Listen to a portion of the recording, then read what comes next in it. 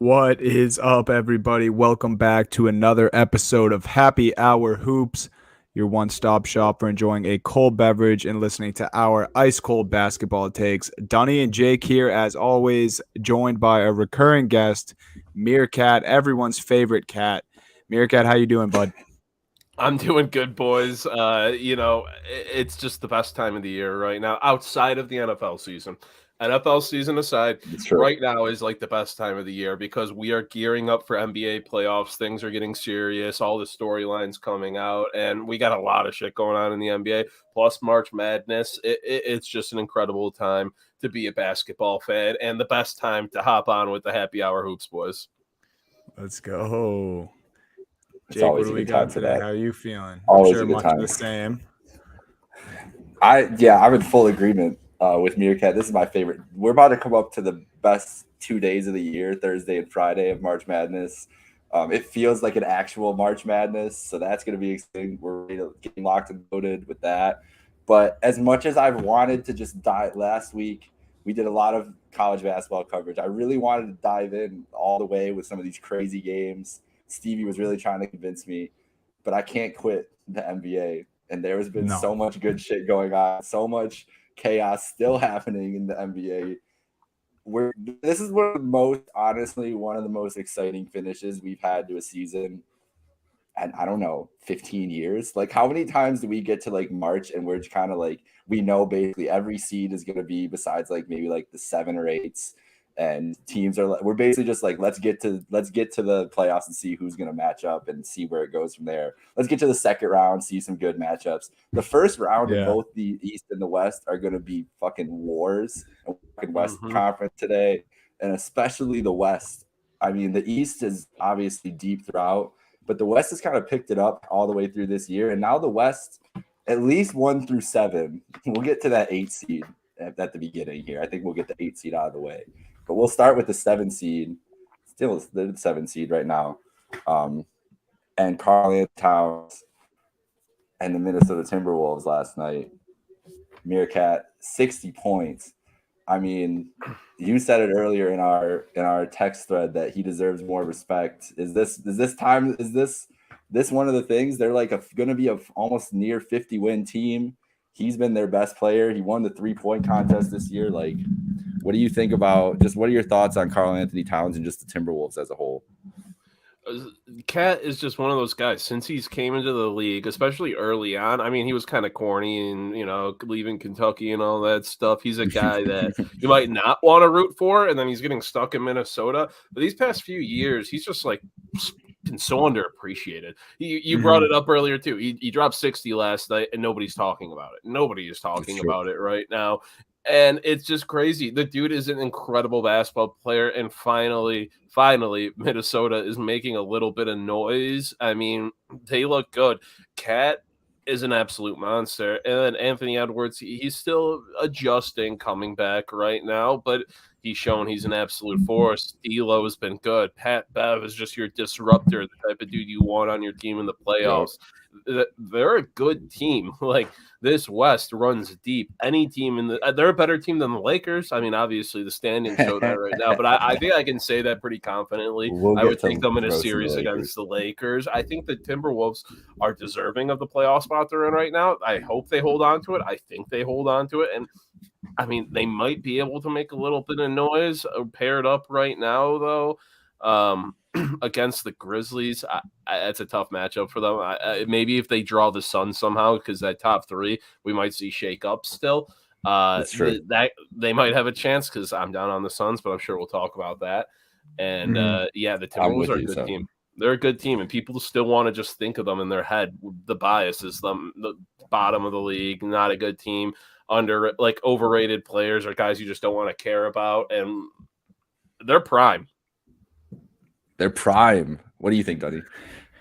No, yeah, I mean, I agree with a lot of that. I think another guy that deserves some love is Malik Beasley too. He was a guy who they were Silver talking Nugget. about possibly shipping out at the trade deadline, and I think they're probably glad that they didn't go ahead and do that. But yeah, I mean, aside from some injuries this year, I think they could be even higher in the standings. And you have a guy like Edwards who is so young and performing at such a high level already. We saw the glimpses last year. He's already on his way to a superstar. And then, Cat putting up the most points in the NBA this season last night. And like Meerkat said, like we said earlier, no one's even talking about it. And you know what? If you're the Timberwolves, probably like don't talk about us. They probably like being in this situation. They know they're playing good ball. I follow Cat on socials. Like I think he's very aware of the talent that he has around him and what this team is capable of. And I kind of like that you bring up the top 3 seeds and how that none of that's set in stone. Regardless of if I think, the Timberwolves are actually capable of beating a team like the Warriors or the Suns in a 7-game series, I think regardless, those teams would much rather see like a Lakers or a someone else in the first round. I don't think any of those 3 teams, talking about the Grizzlies, Suns, or Warriors, would be stoked or think it would be an easy series if they run into Minnesota. That's what I mean. Like remember earlier in the year, we were kind of talking about, the West is like looking weak or it's not as deep as the East. The East is so strong. All these teams so above 500. They're so close together. 7th place in the East, 38-30 Toronto Raptors, 40-30 Minnesota Timberwolves. Like it's identical. Both conferences 1 through 7 are just incredibly strong. But we're talking about the West here. Minnesota is the team that they're bunched up right now. They can still move up theoretically to the 4 seed. They're only 2 games back of Utah. I know that would be a big stretch. Utah's playing pretty good ball. Denver, obviously, Meerkats Nuggets have been playing great recently. Luka has been playing outstanding, and Dallas looks great this year too. I honestly am not. I'm thinking of the West more like I was thinking of the East all year long than like I was earlier in the year, where I was like, Phoenix Golden State. Like I've said that multiple times on this podcast. I was like, I think it's Phoenix Golden State all the way through. Like no matter what happens, all the chaos behind. Now I think you can make a case for 6 teams in the West, 5 if I'm gonna be, go with my usual slander and kick the Jazz out, that can actually make the NBA Finals. So that's really what it comes down to. And so, anyways, getting back to the Timberwolves. I think they're kind of in the same position as like the Cavs are this year, where they were a team that like no one really expect. Like I don't think people were betting the overs on the Minnesota. Maybe some people were, but I guarantee you people were ripping Minnesota unders all year. And they're a team that started out hot, pretty much above 500 all year, and people have been waiting for them to fall off, and they've gotten stronger. And they'll be a tough match. I agree though, Meerkat. I think they would rather match up with Phoenix, and we'll get into Phoenix later, than Memphis or Golden State. I think Memphis and Golden State are horrible matchups for Minnesota, because they're not going to do anything to slow them down. But before we get into the good teams in the Western Conference, can we talk about the most fun dysfunctional team? Because LeBron James threw a fit last night, bro. any comments? 10 games under 500. He whipped that fucking ball. 10 games under 500. What the hell is going on in LA, boys? Yo, they're just broken. I think they just suck. They're broken, yeah. We were worried about this roster coming into the year. All 3 of us, I'm pretty sure, before at some point, we're like, listen, like it's LeBron, it's AD, but this is kind of iffy, and it's blown up in their faces. They're just not a good team, man. No, they're not. You're starting Austin Reeves and Stanley Johnson. Like, no disrespect to those guys as a whole, but like, just look at the starting 5s and don't even get me started about the Eastern Conference, just the rest of the West. Like, look at the starting 5s. You cannot match up. Like, I don't care if you have LeBron James averaging nearly 30 points per game. This stint and these last couple of months shows that that's clearly not enough. 10 games under 500 for, the anticipation and the expectation and some of the star power on this team. That is, injuries aside, man, like that is brutal. No, yeah, it's super tough. And you have a lot of just drama surrounding the team. You constantly have shit with LeBron. He's been great the past few weeks. This season, he's been fine. He's averaging like 30 points, but he's been so up and down. He has been the leader the team needs it all. And you got Russell Westbrook playing so poorly that he's literally concerned for his children's legacy and how his being called Russell Westbrook's going to affect his children and all that. things aren't going good in LA right now. The coaching non-existent, and LeBron's supposed to be, like I said, that leader, that coach on the floor. I felt almost none of He's that fed from up. him this year. Absolutely, he doesn't care. He's not going to he's put done. that amount of effort in. He knows the season's washed, even if they make the playoffs, which I think they probably squeeze in. It's the Lakers, it's the NBA. It's going to happen some way or the other. It'd be so a better awesome if they lose storyline in the might. play-in. And Hold that's up. what I want. You're so right, badly. though, Meerkat. We got the free throws in the eventual Clippers Lakers play-in game for the 8 Oh my seed God. is gonna be. It's gonna be like Ugh. Kings Lakers esque, like 0-2 Chris Webber, that game where that Donahue was fixing. Like they're gonna have to watch everything on that. Because LeBron will be to the line minimum 24 times. Oh, no doubt. He's just gonna be he's just gonna go into the paint every drive. And Yeah, you guys know. Oh, go ahead, Dodie. No, I mean, I know we're going to get to the rest of the teams in the West Yeah, here the in a fun second. teams. But I just still have a few thoughts on the Lakers. And, I'm the biggest Russell Westbrook guy. I get it. I mean, some of this stuff, some of the games, some of the shooting performances he's had this year, inexcusable. And I understand that. I'm a Russ supporter. I'm a Russ truther, though. And I just don't understand, like, really what the Lakers organization thought or, like, LeBron thought, especially with no AD on the floor. Like, LeBron and Russ really can't coexist if they want to win. I don't understand why he wasn't trying to, why they didn't try to move him at the deadline or why they don't just strictly play Russ with the second unit. Obviously, you can still start him, but, like, make him the first sub or, I don't know, something. And then it's just LeBron's have fault, right? Like that's like I'll put all the blame on him because he's the guy that wanted to bring him in. He had the dinner with Russ that made it work. Whatever. I don't know what he had against KCP and Kuzma because those two are like Kyle Kuzma is exactly what the Lakers need all year long. Like a wing defender who can fill it up when he needs to, and KCP would be their best guard defender Even Caruso right now. Even Caruso, who they didn't want to pay, would have stayed with them if they paid up. And they could have paid over the tax for him. Didn't want to. It's all self-inflicted wound. That's why, like, you can't feel like I love LeBron. I can't feel bad for him. He's done everything himself. No, and I've seen him pull this pouting shit before too. In the last year in Cleveland, he did the same thing. His body language gives away everything. Oh, he's visibly taking plays off. Like, go to Lakers TikTok, bro. Well, my favorite thing is when people like you see like Reeves like brick a three or something, and he just like drops his head. Yeah, he literally doesn't come back on offense sometimes, or vice versa. Or like if it's a quick shot, dude, and he didn't get a touch, he does not run back on defense. No. Nope. And that's what he'll do. But this team is more broken than I've ever seen any LeBron team in my life. Like even the worst case scenario teams were still making the Eastern Conference Finals. So they also had more life. They had more life than this. This team hates. I don't think this team. I think the part of the problem is something I think you mentioned, Meerkat, is about the coaching.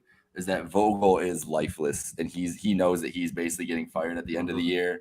And Bron obviously has a reputation with coaches that he's basically coaching the team, whatever. But Vogel is not a guy that can even step in and challenge LeBron.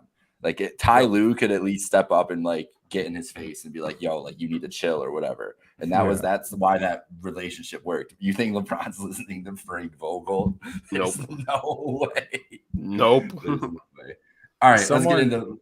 Oh, go ahead. One last thing here, and someone better clip this because I'll never say it again. But I actually genuinely a little bit feel bad for Lakers fans for two reasons. One, it just sucks that you had so much potential and like stardom / like legends on this team, Hall of Fame players, and this is the outcome. And two, there's people out there who are delusional and are just so caught up in the LeBron-ness of all of this that they just refuse to believe that they're bad because they have LeBron James on their team. Oh yeah, 100%. And they're the Lakers. Yeah, the Lakers aren't bad. It's the worst. It's the two most. Like I mean this in the nicest way. but the two most passionate fan bases are LeBron fans and Laker fans. And they are having a tough time. I have a friend, I'm shouting out my friend Miguel Fred, who is the biggest LeBron hater and biggest Laker fan that I know. And his Twitter, follow him on Twitter because it's some of the best Laker content ever. Oh yeah, because it's so contradictory of everything that you think of, but it's just where you got to draw your lines. Like there's a lot of Laker fans that think LeBron came in and has fucked a lot of shit up, and they did win a title in the weirdest NBA finals we'll ever have in our lifetime. But the rest of the years have been bad. I mean, they were an 8 seed, they missed the playoffs, and they could miss the playoffs this year. Like is that successful? Like the title is awesome. No one really thinks it's that awesome because it was during the pandemic and it was not in front of fans and everything else, but they were good. Like they were that team. The thing about that Laker team is they were that damn good. And even before the league shut down and everything, they were off back-to-back wins over the two top teams in the league, the Clippers and the Bucks. So they were high. This team was at like the peak of the peak. So that's why I feel like we're still talking about them, because we're just like, how did it get to this from that? When even, I mean, whatever you want to say about the title, they were the best team in the league that arguably that year. So, all right, let's get into the best teams of the league right now. Meerkat, let's start with you, Dunny, then you, then I'll go.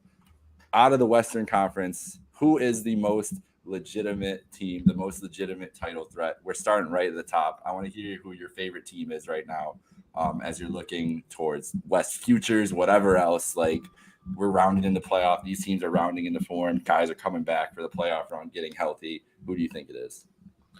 So obviously I want to say the Nuggets, but I'm going to I'm taking my bias, putting it to the side for this conversation. So brave. Very brave of me. Let me get a pat on the back real quick.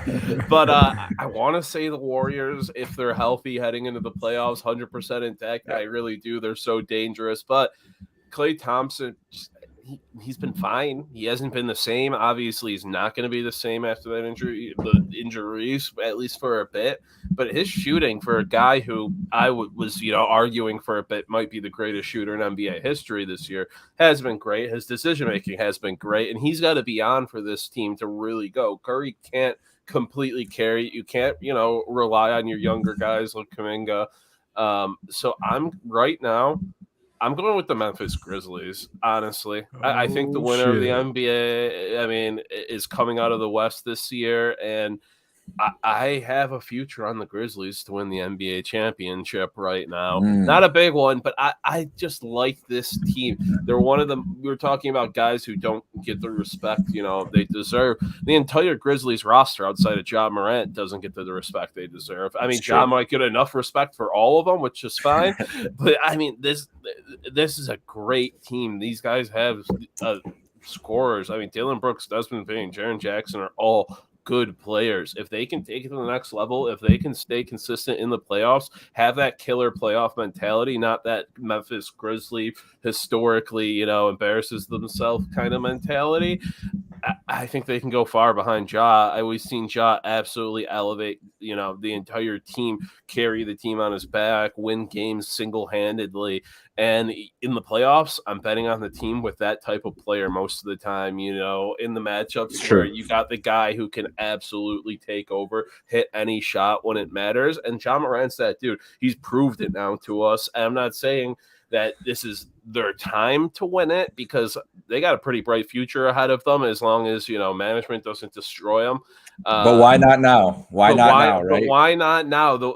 I think the winner comes out of the West, and there are so many strong teams across the NBA right now, West and East, but it's just about that little oomph. I see teams that might, you might be able to make a better argument for, but I don't know if there's a team you can make an argument against less than the Grizzlies, kind of, if that makes sense. I do. I'm following you on that for sure. Dunny, who do you think?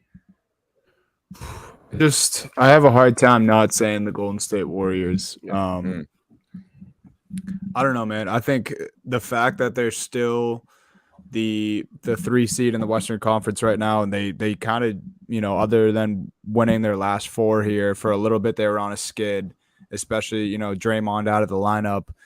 But Clay's still getting his legs back under him. I don't think he's 100% yet. We've seen spurts where he has a few unbelievable shooting nights since he's returned.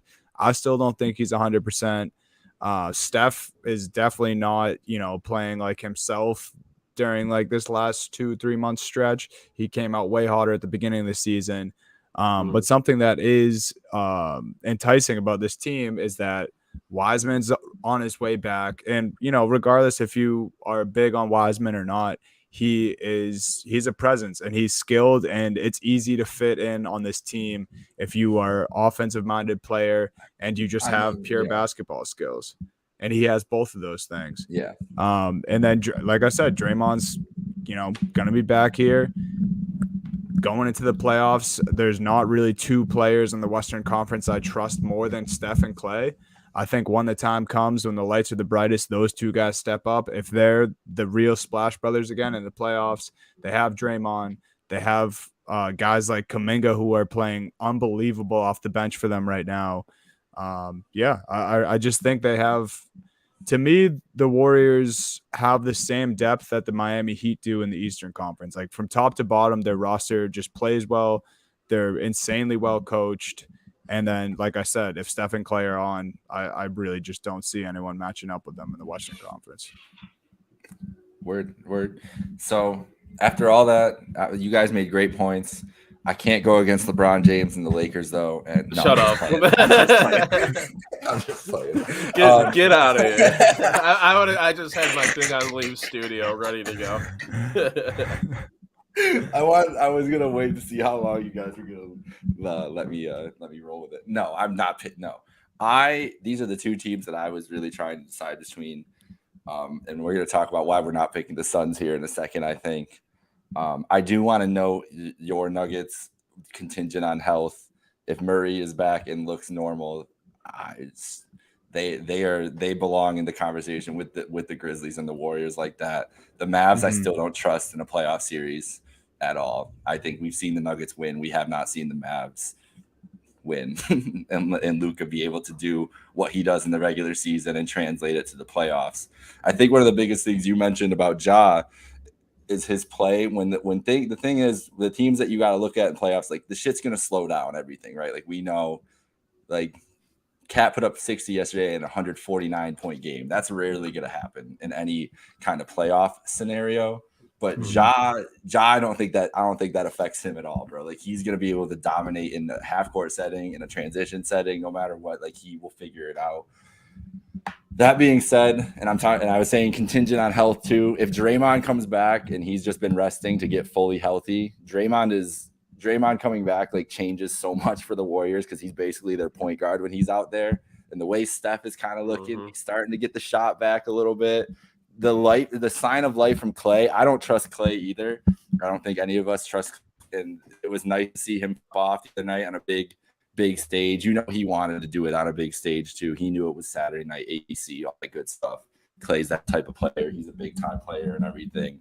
But I don't even think they need that much from Clay. If Draymond comes back and is like back to what he was earlier in the season, it helps out Steph so much. And like you said, Dunny, Kuminga is one of my favorite rookies in the league.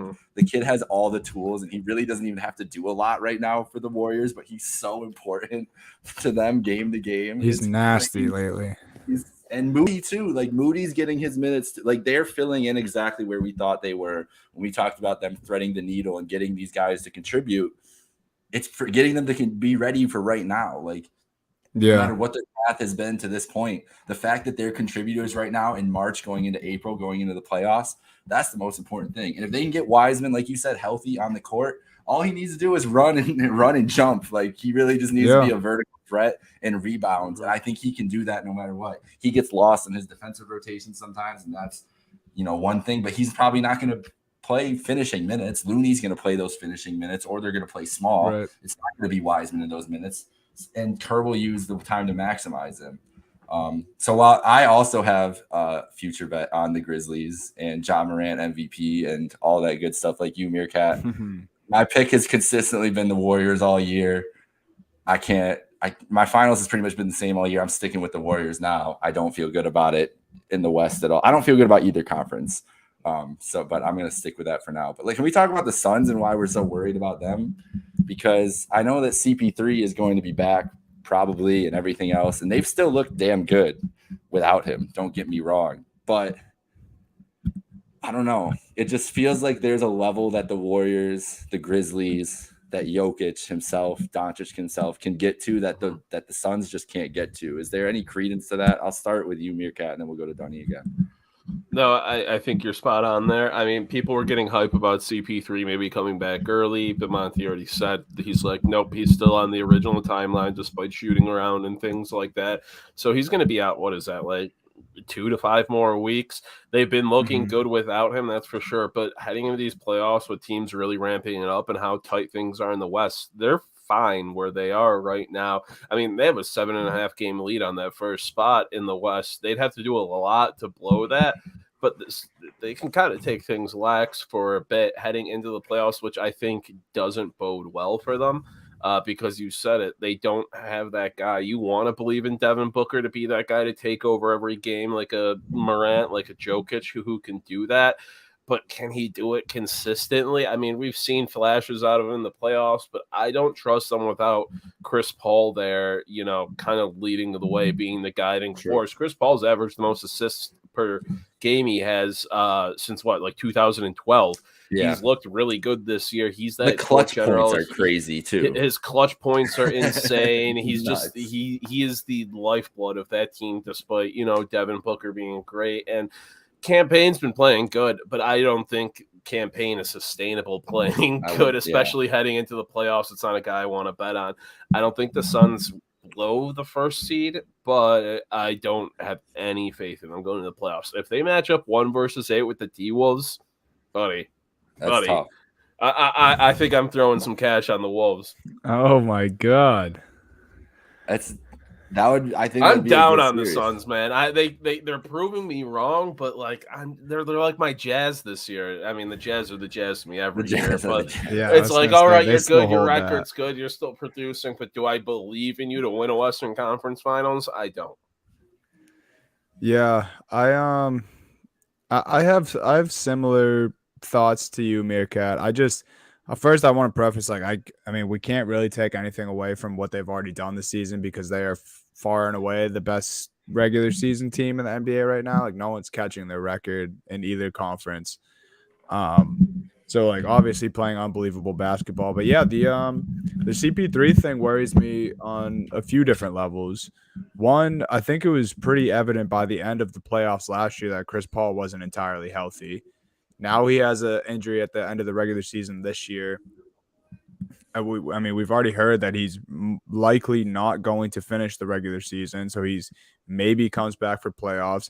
When he comes back, is he going to be completely healthy? I mean, of course, the Suns are good enough, clearly, without Chris Paul. They continue to win, but where I do agree with you the most heavy is I just don't trust them in a series. I think they would handle the T-Wolves if that was the case. Do I think it would be easy for them without Chris Paul or, a 50% or a not all the way healthy Chris Paul? No, I don't think it would be easy. And then, if they have to see a Nuggets, a Mavericks, even the Jazz, with a not 100% Chris Paul, or if Chris Paul just doesn't make it back by then and the timeline changes again, I don't know. I worry about them. I think Devin Booker is an incredible scorer, but I don't think he can lead a team the way CP3 does. And I mean, I think CP3 was a huge part of the run that they had last year. Yeah, that's what they look like one of those teams. The biggest teams I always worry about going into the NBA playoffs it's been kind of the story of the Bucks the last couple of years. The Raptors of the mid 2010s, the Hawks that one year. The team that really goes all out in the regular season, they want to make a point, we want respect, we're a great team, all that stuff. And then they end up flaming out in the playoffs. And the Suns obviously made the finals last year, and that deserve they went to 6 games with the Bucks. That they deserve credit for that. They do. But we also know that it was a road to the playoffs littered with injuries. Kawhi was not playing for the Clippers in the conference finals. Jamal Murray got hurt. the Lakers. Anthony Davis got hurt. I mean, they got some breaks throughout the Western Conference Finals. They were the 4 seed last year. So I'm wondering if like their mindset coming into this year was like, no one's gonna respect us. We need to show out. We need to be the best team in the league, and that's why they're going so hard. Meanwhile, the rest of the West is probably like, I don't think that the biggest point is like, I think they're closer to the pack as they are like actually as a team than they are in the conference. Like they're not 7 games better than the Grizzlies or the Warriors. I think they're on the same tier. I think Dallas and Denver are on that same tier. I honestly think all 5 of those teams are like in that same group together. And then I don't count the Jazz because they don't deserve to be counted anyways, but they're right behind there. But I honestly think that they're way closer to that than the separation that shows on the standings. And that's what worries me, is that they're having these little issues around with CP3 and everything else. We'll see. We kind of touched the Grizzlies already. Is there any other Grizzlies thoughts any of you guys have outstanding? Any Luka thoughts? Anything? I mean, it's pretty much the same, right? Like, let's just see what happens. Like, they're a much better defensive team than they have ever been with Luka, but I want to see it in the playoffs. Yeah, go ahead, Meerkat. I was just going to say, seeing them actually carry over this recent, defensive upswing they've had into the playoffs. That's my biggest concern. I love Luka. He can score with anybody. He can score every night. He can score consistently. He's insane. But that defensive liability, just the rest of that roster, I don't think they have enough. I don't think he's enough to carry them deep into the playoffs.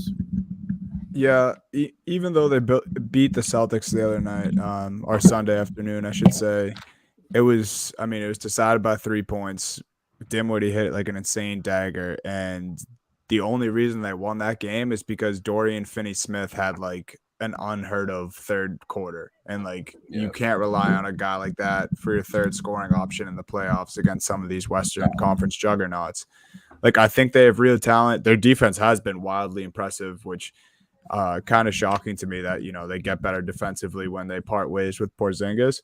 But they're doing something right. I don't know. I can't really see it. I thought last year maybe Luka was good enough to will them to win some series. Wasn't the case. I don't know if they're that much better, and I think the competition is better this year, or will be anyway this year in the playoffs. So I don't know. And then as far as the Grizzlies, I'm really excited. I think I'm just as excited as you guys are on them.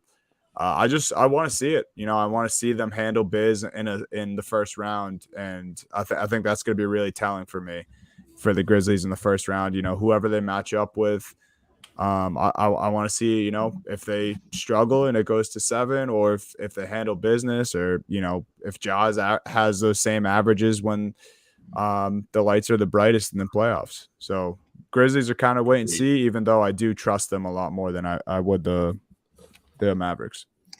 All right, Meerkat, you've been waiting for this the whole time. Why we shouldn't be talking about all these other teams? Why should we just be talking about Nikola Jokic? Why convince me why Nikola Jokic should be MVP, and why we should be talking more about the Nuggets in this conversation? That's what I want. We're taking the bias. Bias is back on. Bring it on. All right. So Nikola Jokic, last night you could use this as an argument any which way you want. The Nuggets won that game. Embiid was incredible. And Joel Embiid has been good this year. He has not been as good as Nikola Jokic, and he has not been as important to his team. Jokic has absolutely carried these Nuggets this year, with Jamal Murray being out since last April and Michael Porter Jr. playing like 8 games before breaking his back for the 18th time. Who's got the back to carry the Nuggets, though? Jokic. This team has dealt with so many injuries, so many hardships. They've had some cold swings, and he's just really kicked into high gear. There's reports about him becoming more of a leader than ever before for this team, really, trying to help young guys and stuff. I mean, Jokic and Bones Highland are like good friends, I guess. That's something I would have, picturing in my head is wild, but he's that dude now for this team, and he's playing like it. He's absolutely incredible, and he's been efficient. He's stepped up his game defensively. It's the skinny Jokic really paying off from last year. People are kind of forgetting forgetting it because now he's been skinny, but he's playing more minutes. He's being more efficient. He's more useful later in the games. He used to be such a liability burning out in the fourth quarter, and especially in playoff games, where his defense would just go to shit. He'd start, missing shots, lose that bit of strength burst you want to see out of him. And he's really just a fine-tuned basketball machine right now. And shout out to Mike Malone. He's getting the most out of this roster with what he can, because Michael, there's been so many different reports. Michael Porter Jr. was going to come back a month ago, and then the NBA paid us out or something for the injury designation, and then it was like voided, and the Nuggets were like, no, we expect him to come back. We're going to send him to Grand Rapids, the G League. We're going to get him going. He's not coming back this year. That's what it seems like. There's no official reports right there. It's a back. They're not going to rush it. You forget this is the guy that, we sat out his entire rookie year. Sure. We're willing to wait on him. We paid him. He's ours. We're in no rush. Murray is another story. He had videos as far as a month and a half ago of him dunking and shooting in the gym. So you were getting encouraged. And there's been no setbacks, but I guess it's more of a mental thing than anything right now. I guess he's a little hesitant to actually get back into 3-on-3s, 4-on-4s and stuff. And being the type of player that he is, such aggressive cuts, all the step backs and stuff he takes, you kind of want your ACL to be 100%, and you can understand why he's being hesitant. So I think it's more of him, and maybe he wants to time himself back. Maybe he wants to time it up for the playoff run too. Like he's thinking too, like I'd rather be fresh and that's confident. All he needs left in his rehab apparently is the actual game action, playing 3-on-3s, 4-on-4s. Well, I believe he got assigned to the G League team today. Yeah, he's practicing with them, the Grand Rapids and stuff like that. Yeah, I don't think he's playing yet for them, but he's practicing with them, which is good. If they end up the 5 seed matched up with Utah and all use and Jamal Murray to mix, like with how hot they've been right now, they finally have things. And then you get a Phoenix matchup in the second round, a team that I think with Murray and Jokic on the court, that's even. Like that's what I mean. Like Phoenix is on that tier. Donnie, you have like here. Can they hang with the Nuggets? Hang with everybody in the West? I think this West is just just as much of a jumbled mess as the East is. You've just been like looking at Phoenix's record all year and putting them ahead, and same with Golden State too. Like they both started off on such hot starts that we just like it happens every year. It's natural for us, like especially NBA. Like the year starts off and you get the hierarchy set in your head, and you kind of base it off of that the whole year, even though things fluctuate and records aren't like true. Like I mean, Brooklyn is not. We know Brooklyn isn't a 35 and 33 team in the 8 spot. Like that's the biggest example, obviously. But I think the West has worked itself out into a way where it's. I don't know, man. It's going to be such a fun playoffs. Like you look at the matchups we could get in the first round. Like if right now, say it ends today and it's Denver, Golden State in the first round, I mean, and Utah, Dallas, and Phoenix and one of the LA teams, and Memphis and Minnesota. Those are all, I mean, sign me up for every single one of those series. Like that's incredible basketball in all of them. But the Nuggets, man. Yeah, they remind me of the 2012 Nuggets. They didn't. The 12 Nuggets didn't have a superstar like Jokic. They had so many guys who were good, and I think they had like 9 double-digit. That was scorers. Early Gallinari, right? That's Ty Lawson, Early Gallinari. That's Kenneth Faried. That's Andre Miller at the end of his career. That's Wilson Chandler. Yes, an elite 2K team. That team, they won 57 games. They took the Lakers to 7 games after being down 3-1 in that series. The Kobe Bryant Lakers, where you had to have Kobe spaz in that series to win it.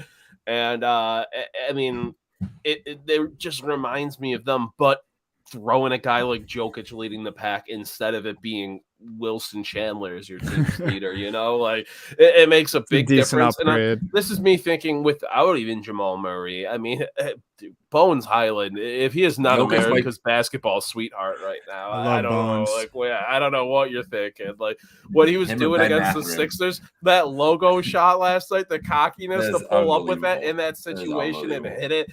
I love that, man. This roster's just got a lot. I hate to use this word. Hate to use it. They just have a lot of swagger right now. They do. It is, though. It's true. I think that's Jokic, though. I think that's the Jokic effect. Like he brings that. How can you not want to play? He's a baller, bro, and he's a maniac. He's so you don't fun. want to fuck with him. It's Yeah, not like a LeBron where, I mean, obviously LeBron Jokic makes can get mad. We've seen him murder a man no on the life court. can be but, like, miserable with LeBron. I don't think LeBron life just would ever seems be like an miserable. asshole, a dickhead, not a guy you have fun playing with or you want to play with, other than the fact he's Unless you're LeBron. winning. Jokic is out there smiling the whole time. He's goofing around. He's constant Well, he jokes had and shit off the you court. Like, you put it out, right? Or did I send it to you guys? Whatever. There was the big Jokic story the other day about how he's like, basketball is not important. He's like, it is not even close to the most important thing to me. He's like, it's fun. He's Which like, is I'm good at it. crazy. It provides for my family. He's like, I don't give a shit though. But Yeah. honestly, those are like some of the best. That's some of the best mindset to have towards the game. mhm. And I think that's like we've taken that. So this is a weird thing about the Russ. All the Russ talk, as bad as he's been, everything else. When he says things like that, and people like took it in a weird way and everything, it's kind of in the same vein. He's basically saying like, listen, I come out here like he is the most stubborn basketball player ever. He's not effective. He's not doing good things. But it's not basketball does not have to be life for like when these guys, you start getting money, you got families, all this other stuff.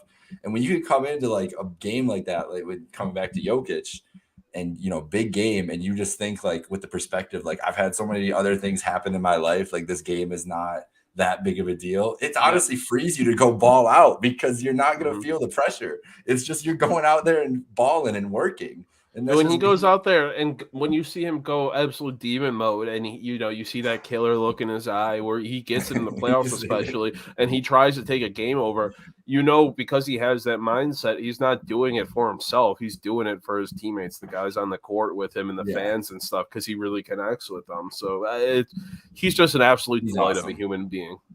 He's awesome. He is. Yeah, he does. He does get a real sick look in his face sometimes. He is terrifying. No, when there's the time you fucked up. Straight murder. Oh, Straight murder. I would not fuck with that man. Or his brothers. Or his brothers. Last week I was Embiid MVP. I was arguing with my brother, and I think, and it wasn't just last night's game, but the more I looked into it and everything else, like it's got to be Jokic again. The way if it keeps going like this, and I think Ja might get it just because of the storyline and everything else. Yeah. But Jokic has just done everything, man, everything, and so did Embiid earlier in the year, whatever. But I just think this dude is he's special, and I don't know, it's just nutty to watch him. It's been nice being in the Central Time Zone, watching more of the late games. So I watch a lot of Nuggets, especially because the Lakers are so bad, and so I don't have to watch those games.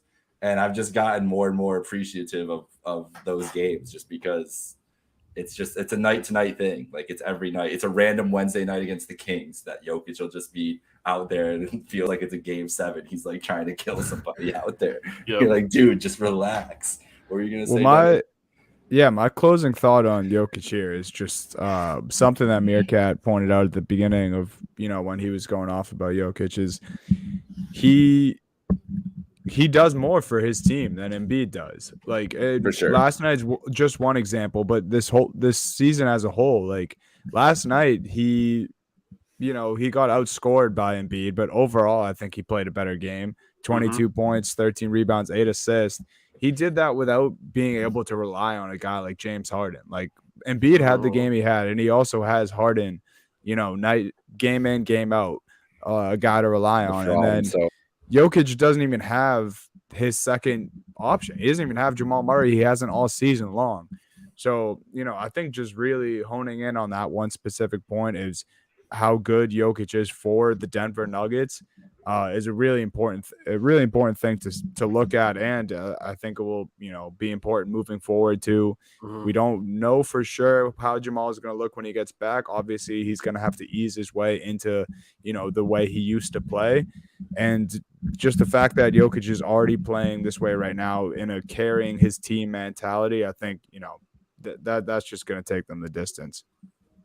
Yeah, no, I agree with you. And Jamal Murray coming back, whether he does or not, I don't think it hurts or helps us too much from where we presently are. This team is just playing good basketball right now. It's going to be Jokic. A lot of non-house.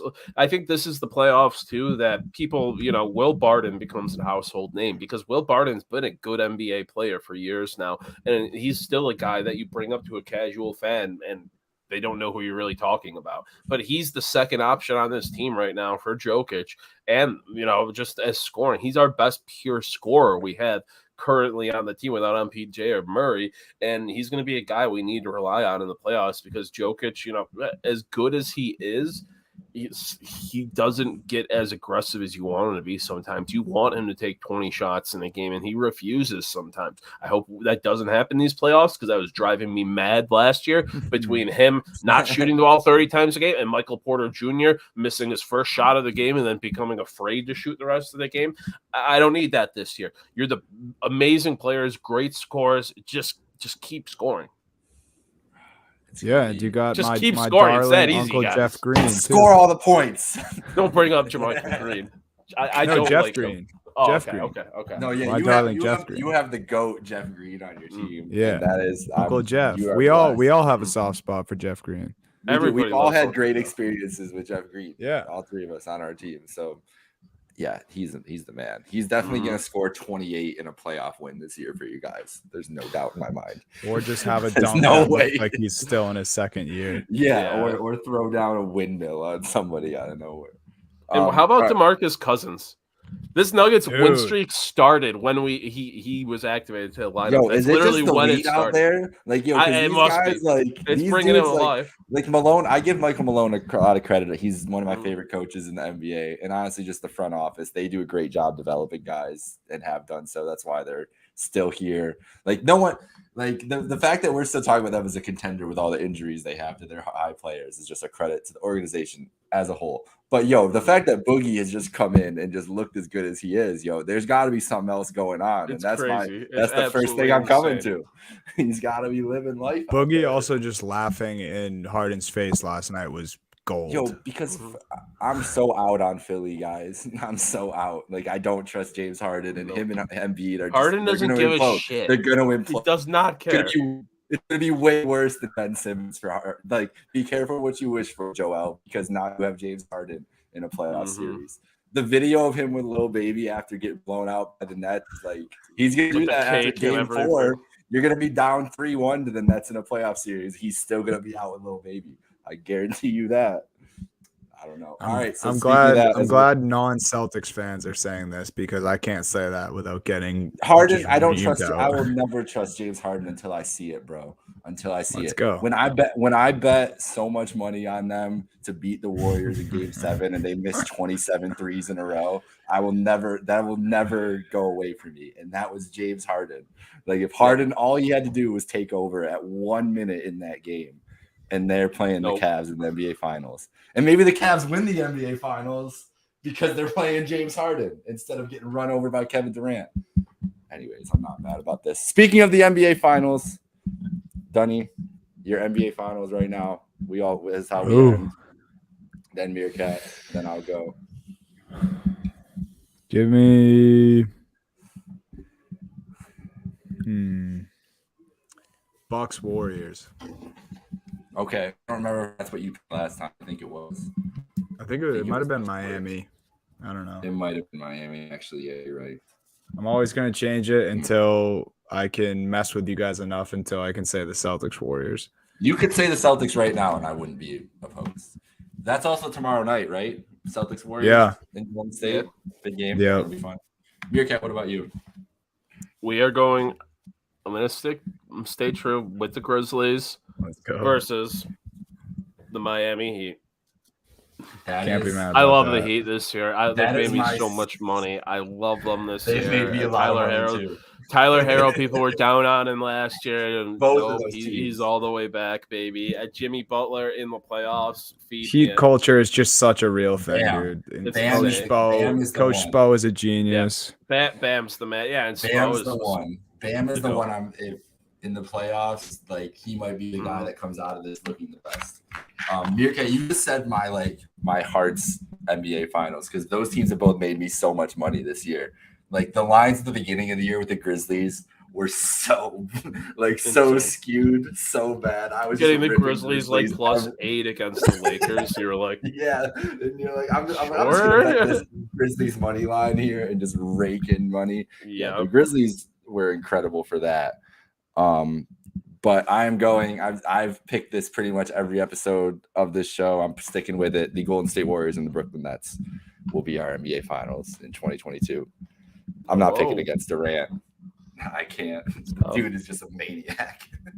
It's tough. They are still the best team in the NBA when Kevin Durant's on the floor. They are still the best win percentage. And shout out to So- Kyrie Irving for the courtside shit he pulled last Also- week, just showing how stupid it is. Like, sitting Yo, how courtside, going to the ridiculous. locker room with the team, Oh like at my half. God. Just so ridiculous. I love them. Kyrie drives me And mad. they I hate find the him. dude, They but I hit him for love going to the that. locker room. I'm And like, you how know are you what? going to find him for being in the locker room? He practices with them. He plays with them on the road. He can't Absurd. go in the locker. He has 25 as we speak right now with 10 Oh. minutes to go in the second I quarter. forgot games are on. See, Love this it. is the time zone that fucks me up. The game's been on for 45 minutes. Mhm. Crazy, Good Kyrie popping off in Florida. He loves it in Florida. I'm sure. That's for sure. Yeah. What was I gonna say though? There was something I was gonna say about Kyrie. I don't know. I don't remember. I had one more thought and I can't remember what it was. Nets wise. Oh no, this is what it was. I'm absolutely terrified as my. Well, got good news about Jared Allen today in the Cavs because he might be coming back and not getting surgery on his hand. But they need him go. back because they are in danger of slipping to that 7 seed behind Toronto. And I just realized now that means their first play-in matchup would be Brooklyn. And it would be Cleveland, Brooklyn, and Cleveland. My God. And those games are always great. Every game the last 2 years, Cleveland and Brooklyn. You guys remember the Sexton games last year where he had 50 Yeah. to 1 Oh, time yeah. and everything. This year's been the same. I'm sure it would be a competitive game. But the last thing I want in the play-in is to play the Brooklyn Nets Yeah, dude. at home or the road. I would be miserable. And my dad's a Nets fan. He would be ruthless, bro. Oh, no. It would be the worst case scenario. Tough. We need to stay in the 6. We got Philly tomorrow night. Speaking of that fraud Harden, so I'm hoping he puts up like 4 points. I'm hoping get a you nice guys win. whoop them.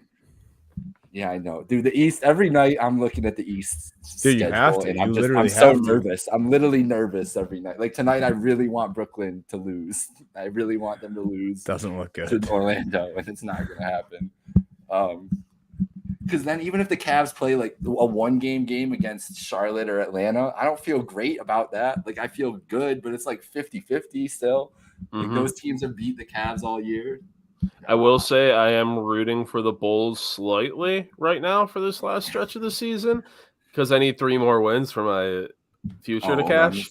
Yeah, that's it. I took 2 futures. It was the Nuggets. It was the Bulls. The Bulls. Listen, We only need 3 more. The Nuggets 7, but I believe in them. So Yeah.